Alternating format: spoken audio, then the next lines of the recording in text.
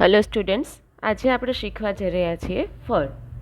તો સૌથી પહેલાં એ સમજીએ કે ફળ શું છે. તો ફળ એ સપુષ્પી વનસ્પતિની એક લાક્ષણિકતા છે જે ફલન બાદ વિકાસ પામેલું પરિપક્વ કે પાકેલું બીજાશય છે. તમને ખ્યાલ છે, પુષ્પની અંદર આ બીજાશયની જે રચના હોય છે એ બીજાશયની રચના જે છે એ જ ફલનની ક્રિયા પછી એ ફળની અંદર પરિણમતી હોય છે.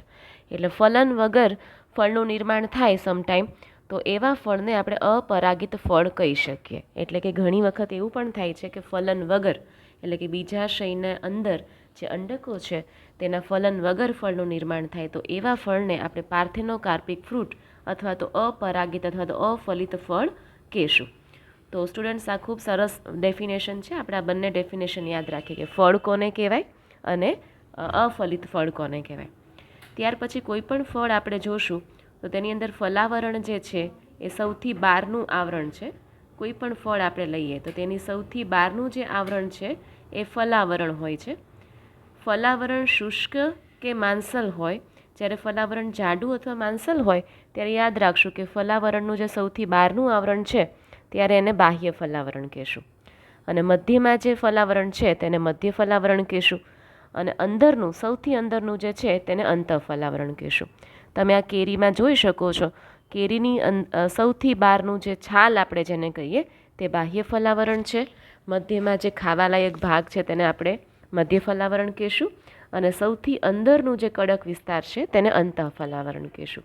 તો આવી રીતે જ્યારે કેરી અને નાળિયેર જે છે તેની અંદર જે આવું ફળ બને તેવા ફળને આપણે અસ્ટિલા પ્રકારનું ફળ કહેશું. તો આ એક યાદ રાખી લઈએ એક્ઝામ્પલ. અસ્ટિલા પ્રકારનો ફળ, તેના ઉદાહરણ કયા કયા છે? કેરી અને નાળિયેર. તેઓ એક સ્ત્રી કેસરી ઉચ્ચસ્થ બીજાશયોમાંથી વિકાસ પામે છે અને એક બીજ ધરાવે છે. ઓકે, એક સ્ત્રી કેસરી ઉચ્ચસ્થ બીજાશયોમાંથી વિકાસ પામે અને એક બીજ ધરાવે છે. જ્યારે કેરીમાં ફલાવરણ એ 12 પાતળા બાહ્ય ફલાવરણ અને મધ્યમાં માંસલ ખાવાલાયક મધ્ય ફલાવરણ અને અંદરની તરફ કઠણ ફલાવરણ. ઓકે, આવી રીતે કુલ 3 પ્રકારના લેયર્સ ફળની ફરતે આવેલા હોય છે. તો આવા પ્રકારનું જે ફળ હોય તેને આપણે અસ્ટિલા પ્રકારનું ફળ કહેશું. નાળિયેરમાં કે જે પણ અસ્ટિલ છે તેને મધ્ય ફલાવરણ કેવું હોય? તંતુમય હોય. તમને ખ્યાલ છે, નાળિયેર જ્યારે આપણે તોડીએ છીએ તેની અંદર મધ્ય ફલાવરણ જે છે એ રેસામય હોય છે. હવે આપણે નેક્સ્ટ ટોપિક બીજ ઉપર આવીએ. તો સ્ટુડન્ટ, આ ફળ વિશે છે ને 2 માર્કમાં તમને પ્રશ્ન પૂછાઈ શકે. નેક્સ્ટ ટોપિક જે છે એ બીજ છે. તો ફલન બાદ અંડકો બીજમાં વિકાસ પામે, અને બીજ એ બીજાવરણ અને ભ્રૂણનું બનેલું છે. જે ભ્રૂણ એ ભ્રૂણમૂળ, ભ્રૂણધરી અને એક બીજપત્ર. તો તમને ખ્યાલ હોવો જોઈએ કે ભ્રૂણ શેનું બનેલું છે? તો ભ્રૂણ જે છે એ ભ્રૂણમૂળ, ભ્રૂણની ધરી અને એક બીજપત્ર. ઘઉં હશે અને મકાઈ હશે તો એક બીજપત્ર હશે, અને ઘણી વખત 2 બીજપત્રો પણ હોય, જેમ કે દ્વિદળી વનસ્પતિ હોય તો તેમાં ચણા, વટાણા, આ બંને જે ઉદાહરણ છે એ 2 બીજપત્ર ધરાવે છે, જે દ્વિદળી વનસ્પતિ છે. તો હવે આપણે સૌથી પહેલાં દ્વિદળી વનસ્પતિના બીજની રચના જોઈએ. તો આવું જે બીજ હશે દ્વિદળીનું, તેનું સૌથી બહારનું અને બીજને ઢાંકતું જે આવરણ છે તેને આપણે શું કહેશું? બીજાવરણ કહેશું. બીજાવરણની અંદર 2 સ્તર ધરાવે છે. બહારનું જે છે તેને આપણે શું કહ્યું? બાહ્ય બીજાવરણ કહેશું, જેને ટેસ્ટા પણ કહી શકાય. જેમ કે આ ચણાનું તમે જોઈ રહ્યા છો તો તેની અંદર સૌથી બહારનું જે બ્રાઉન કલરનું જે પડ હોય તેને શું કહેવામાં આવે છે? બાહ્ય બીજાવરણ. અંદરનું જે છે તેને અંતઃબીજાવરણ કહેવાય. નાભી કે બીજ કેન્દ્ર એ બીજાવરણ પર ચાઠા જેવી રચના ધરાવે છે, જે વિકાસ પામતા બીજનું ફળ સાથેનું જોડાણ ધરાવે છે. હવે જુઓ, આ જે રચના તમે જોઈ રહ્યા છો ને, નાભી, તે બીજ જ્યારે ફળ સાથે જોડાયેલી હોય જરાયુની મદદથી ત્યારે અહીંયાથી જોડાયેલું હોય છે. નાભીની ઉપર નાના છિદ્ર જેવી જે રચના છે જેને બીજ છિદ્ર કહેવામાં આવે છે. બીજાવરણની અંદર ભ્રૂણ હોય છે. તમે આ જોઈ શકો છો, આ જે રચના છે એ ભ્રૂણ છે. તેની અંદરથી જ નવી વનસ્પતિ જે છે અથવા તો નવી સંતતિ જે છે એ તૈયાર થશે. ઓકે, ભ્રૂણ જે છે તેની અંદરથી જ નવી સંતતિ કે નવી વનસ્પતિ જે છે એ તૈયાર થશે. હવે બીજાવરણની અંદર જે ભ્રૂણ છે તે ભ્રૂણીય ધરી અને 2 બીજપત્ર ધરાવે. જો આ જે રચના તમે જુઓ છો ને એ બીજપત્ર છે, જેની અંદર ખોરાકનો સંગ્રહ થયેલો હોય છે. બીજપત્રો ઘણી વખત માંસલ હોય, સંચિત ખોરાક દ્રવ્યોથી ભરેલા હોય, અને ભ્રૂણધરીના એક છેડે ભ્રૂણ મૂળ અને બીજે છેડે ભ્રૂણાગ્ર હોય છે. એટલે કે આ ભ્રૂણ મૂળ અહીંયા રચના છે, અને ભ્રૂણ ધરી જે છે એનો સૌથી ઉપરનો ભાગ ભ્રૂણાગ્ર કહેવાય. હું તમને બીજા કલરથી બતાવું છું. આ જે ભાગ છે તેને ભ્રૂણાગ્ર કહેવાય, અને જે નીચેનો ભાગ હું તમને બ્લેક કલરથી બતાવી રહી છું એ શું કહેવાશે? ભ્રૂણમૂળ. ભ્રૂણાગ્ર છે સ્ટુડન્ટ્સ, તેની અંદરથી પ્રરોહતંત્ર વિકાસ પામે છે. આખું પ્રરોહતંત્ર આમાંથી વિકાસ પામે, અને ભ્રૂણમૂળ જે છે તેમાંથી મૂળતંત્ર વિકાસ પામે છે. ઓકે, એટલે આ બંને જ રચનાઓ જે છે તેની અંદરથી સમગ્ર નવી વનસ્પતિ જે છે એ વિસ્તૃત થતી હોય છે, બનતી હોય છે. એટલે આ બે રચના ખૂબ મહત્વની છે. હવે આપણે આગળ જઈએ ને સ્ટુડન્ટ્સ, તો તમને ખ્યાલ આવશે કે આ જે વનસ્પતિ છે તેની અંદર આ જે બીજપત્રો છે તેની અંદર ખોરાક સંગ્રહ થયેલો હોય છે. જે બીજપત્ર કીધું ને તેની અંદર શું હોય? માંસલ અને સંચિત ખોરાક દ્રવ્યોથી ભરેલા હોય, બરાબર. અને આ ભ્રૂણમૂળ છે તેની એક છેડો મેં તમને વાત કરી એ પ્રમાણે ભ્રૂણમૂળ જેમાંથી આખું મૂળતંત્ર બનશે, ભ્રૂણાગ્ર જેમાંથી આખું ભ્રૂણની અંદરથી, એટલે કે આ જે રચના છે અગ્રભાગ, તેમાંથી પ્રરોહતંત્ર બનશે. એરંડાનું જે બીજ છે તેમાં બેવડા ફલનને પરિણામે ભ્રૂણપોષનું નિર્માણ થાય છે. એ પણ આપણે યાદ રાખશું. જે ખોરાક સંગ્રાહક પેશી છે, વાલ છે, ચણા છે, વટાણા છે, આ બધી વનસ્પતિની અંદર પરિપક્વ બીજમાં ભ્રૂણપોષ ગેરહાજર હોય છે, અને આવા બીજને અભ્રૂણપોષી બીજ કહેવાય. ઓકે, આવા બીજને આપણે શું કહેશું? અભ્રૂણપોષી બીજ કહેશું. ઓકે, તો આ જે આખો ટોપિક છે ને સ્ટુડન્ટ્સ, એકદળી બીજની રચના સમજાવો, દ્વિદળી બીજની રચના સમજાવો, ત્યારે તમારે આકૃતિ દોરીને સમજાવવાનું રહેશે. ઓકે, તો આ પ્રશ્ન તમને 3 થી 5 માર્કમાં, 5 માર્કમાં પણ આકૃતિ સાથે આ પ્રશ્ન પૂછી શકે, તો તમારે વ્યવસ્થિત નામકરણ સાથે આકૃતિ દોરવાની છે. હવે બીજા બીજ ઉપર આપણે આવીએ, તો બીજું જે બીજ છે એ એકદળી બીજ છે. તો એકદળી બીજની અંદર એ બીજ જે છે ને એને ભ્રૂણપોષી કહેવાય. શા માટે ભ્રૂણપોષી કહેવાય? તો તેનું જે ખોરાક સંગ્રહ થયેલો હશે ને આવી એક ચેમ્બરની અંદર, આ જે રચના તમે જોઈ રહ્યા છો ને તેની અંદર હશે. ઓકે, ખોરાકનો સંગ્રહ આવી એક ચેમ્બર જેવી રચના હશે તેની અંદર હશે, ને જે વિસ્તાર છે એને ભ્રૂણપોષ કહેવાય. ઓકે, ઘણી વખત ઓર્કિડ જેવી વનસ્પતિ અભ્રૂણપોષી પણ હોય, અને મકાઈ જેવી જે ધાન્ય વનસ્પતિ છે તેમાં બીજાવરણ પાતળા, સામાન્ય રીતે ફળની દિવાલ સાથે જોડાયેલા, અને ભ્રૂણપોષ જથ્થામય છે અને ખોરાક સંગ્રહ કરે છે. અને ભ્રૂણપોષને સૌથી બહારનું જે આવૃત કરે છે, સૌથી બહારનું જે લેયર છે, સૌથી બહારનું, ઓકે, ભ્રૂણપોષની બહારનું, તે આપણે કહીશું, એને એવું કહી શકાય કે સમિતાયા સ્તર છે, પણ એ શેનું બનેલું હોય? પ્રોટીનનું બનેલું હોય. ભ્રૂણ નાનો ભ્રૂણપોષના એક છેડે સ્થિત છે, અને જે એક મોટું ઢાલ આકારનું બીજપત્ર ધરાવે છે, અને જેને કહેવામાં આવે છે વરુથિકા. જેને આપણે શું કહેશું? વરુથિકા કહેશું. ટૂંકી ધરી સાથે ભ્રૂણાગ્ર અને ભ્રૂણમૂળ ધરાવે છે, અને સાથે સાથે આપણે યાદ રાખશું કે ભ્રૂણાગ્ર અને ભ્રૂણમૂળ, ઓકે, બંને આવરણોથી ઢંકાયેલા છે. બીજું એક યાદ રાખીએ કે ભ્રૂણાગ્ર જે આવરણથી ઢંકાયેલું છે, તમે જોઈ શકો છો એ ભ્રૂણાગ્ર છે, તેની ઉપર આવું આવરણ છે, તો તેને કહેવામાં આવે છે ભ્રૂણાગ્ર ચોલ. ઓકે, જ્યારે ભ્રૂણમૂળ જે આવરણથી ઢંકાયેલું હોય તેને કહેવામાં આવે છે ભ્રૂણમૂળ ચોલ. તો આ બે રચના જે દ્વિદળી વનસ્પતિમાં નહોતી, આ હું તમને બંને સ્ટાર કરીને બતાવી રહી છું, બંને રચના દ્વિદળી વનસ્પતિમાં નહોતી, જે તમને અહીંયા જોવા મળશે. ઓકે, અને શું કરે છે? તો તેનું રક્ષણ કરે છે. ઓકે, ભ્રૂણમૂળ અને ભ્રૂણાગ્રનું રક્ષણ કરે છે. અને આ જે ઢાલ આકારની રચના છે ને, આ જે રચના ઢાલ આકારની આ જે રચના છે, ઓકે, એ શું છે? વરુથિકા છે, જે બીજપત્ર છે.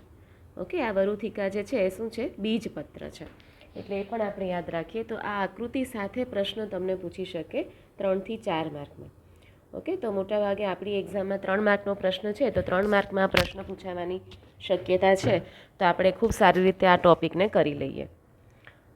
ઓકે, હવે નેક્સ્ટ ટોપિક ઉપર આપણે જઈએ છીએ. તો અલગ અલગ ઘણી બધી પ્રકારની કુળ વિશે આપણે માહિતી મેળવવાની છે. તો તેના માટે આપણે ખાસ કરીને સિમ્બોલ્સ યાદ રાખીએ.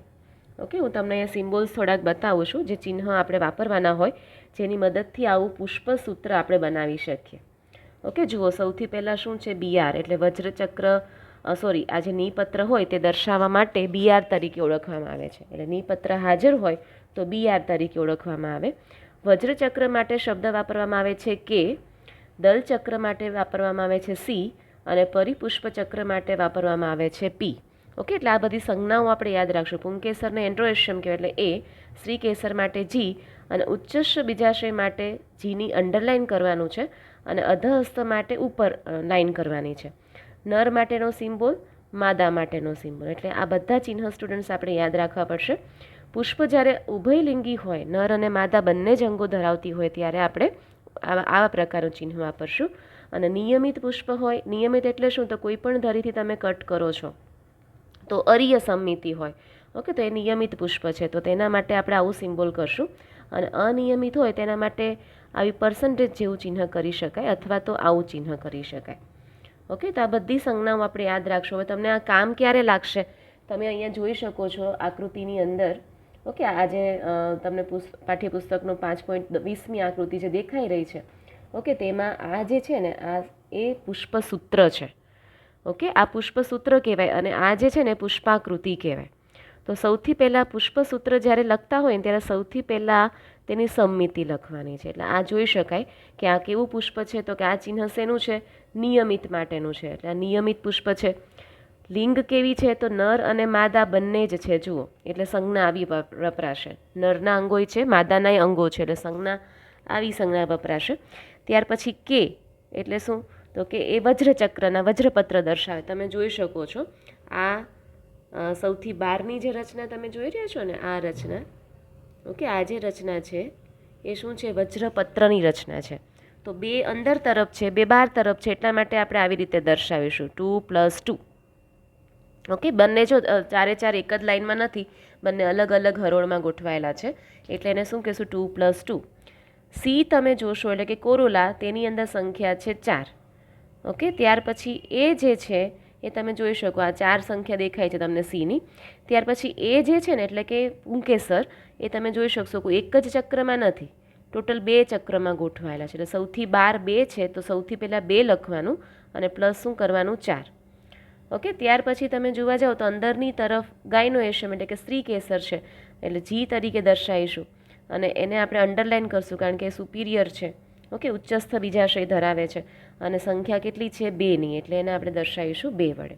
તો સ્ટુડન્ટ્સ, આપણે ક્યારેય પણ કોઈ પણ પુષ્પસૂત્ર જોઈએ અથવા તો પુષ્પાકૃતિ જોઈએ તો તેના પરથી આપણને કોઈ પણ વનસ્પતિ, કોઈ પણ કુળ છે તેની સમગ્ર માહિતી આપણને મળી જતી હોય છે. ઓકે, એટલે આ ટૉપિક ખૂબ જ ઇમ્પોર્ટન્ટ છે અને આપણે ખૂબ સારી રીતે કરી લઈએ. સાથે સાથે સ્ટુડન્ટ્સ, તમે જોશો તો હવે પછી કુળ શીખવાના છે, તો ખાસ કરીને ફેબેસી કુળ તમે જોઈ શકો છો. ઓકે, તો ફેબેસી કુળ કે કોઈ પણ કુળ જ્યારે આપણે શીખીએ છીએ ત્યારે વાનસ્પતિક લક્ષણો સૌથી પહેલાં જોવાના છે.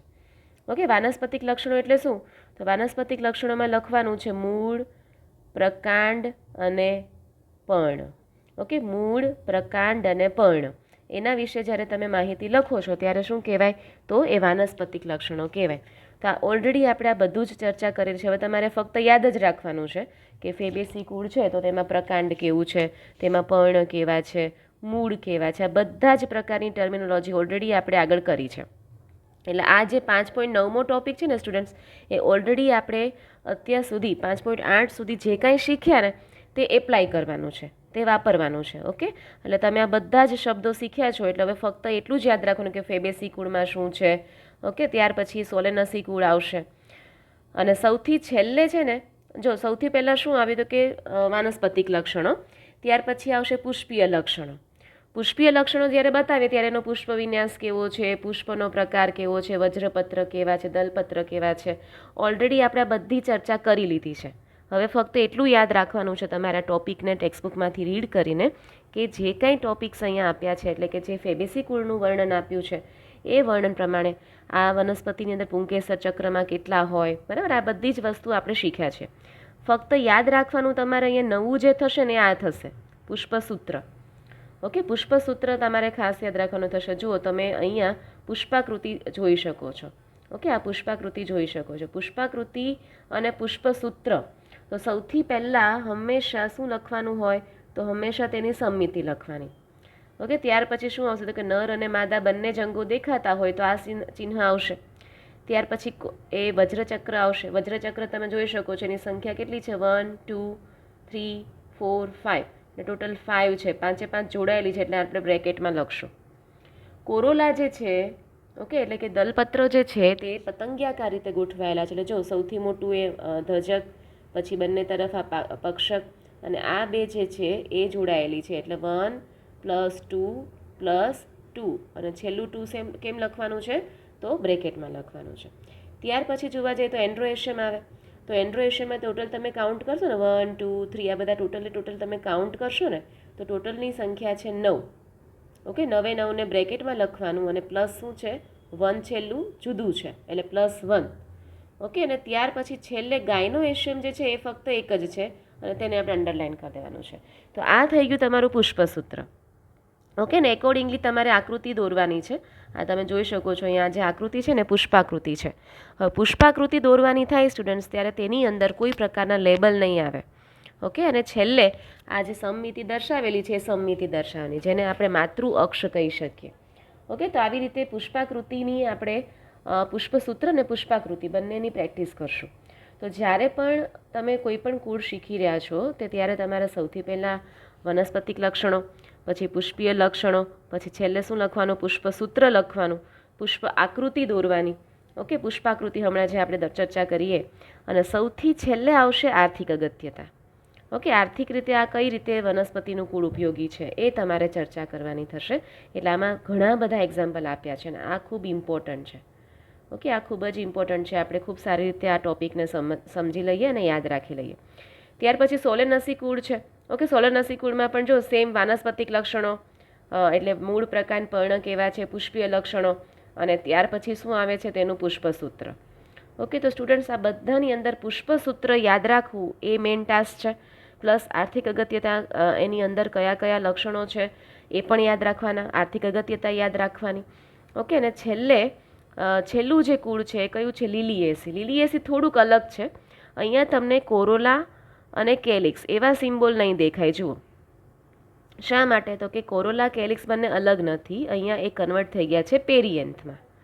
ઓકે, પેરિએન્થની અંદર એટલે કે પરિપુષ્પની અંદર કન્વર્ટ થયેલું છે અને એટલા માટે કોરોલા કેલિક્સ તમને નહીં દેખાય, એની જગ્યાએ તમને પરિપુષ્પ દેખાશે. એટલે અહીંયા પરિપુષ્પ પત્ર દેખાશે. ઓકે, તો આપણે એને એવી રીતે યાદ રાખીએ. તો તમારે અહીંયા ટોટલ તમે જોશો ને તો પહેલાં બ્રેકેટથી સ્ટાર્ટ કરવાનું છે, પછી સમમિતિ, ત્યાર પછી શું છે નર અને માદા બંને જ અંગો છે એટલા માટે આ ચિહ્ન દર્શાવીશું, અને ત્યાર પછી પી એટલે પરિપુષ્પ અને એન્ડ્રોએશિયમ. આ બંને વચ્ચે જો એક આવી લિંક પણ દર્શાવેલી છે. તે શું દર્શાવે છે જો હું તમને બતાવું છું પુષ્પાકૃતિ, તો તમને એકદમ ક્લિયર થઈ જશે. હવે જુઓ આખી પુષ્પાકૃતિને આપણે ફરીથી સમજીએ. આ શું લખ્યું છે બ્રેકેટ. ઓકે, બ્રેકેટ એટલે નિપત્ર ધરાવતું હોય એવું છે એટલા માટે એને BR કરવું પડશે આગળ. ત્યાર પછી સંપૂર્ણ પુષ્પ છે, ત્યાર પછી નર અને માદા બંનેના જ અંગો ધરાવે છે.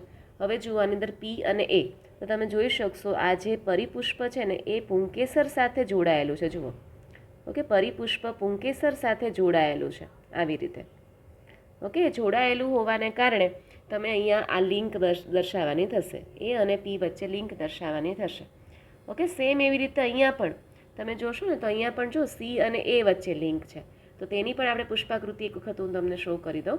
તમે જોઈ શકશો કે તેની અંદર દલપત્ર જે છે ને આ દલપત્ર, ઓકે, તેની સાથે આપણા આ જે પુંકેસર છે તે જોડાયેલા છે અને એટલા માટે એને આ રીતે સી જે છે તેને આપણે આવી રીતે લિંક કરવાનું છે.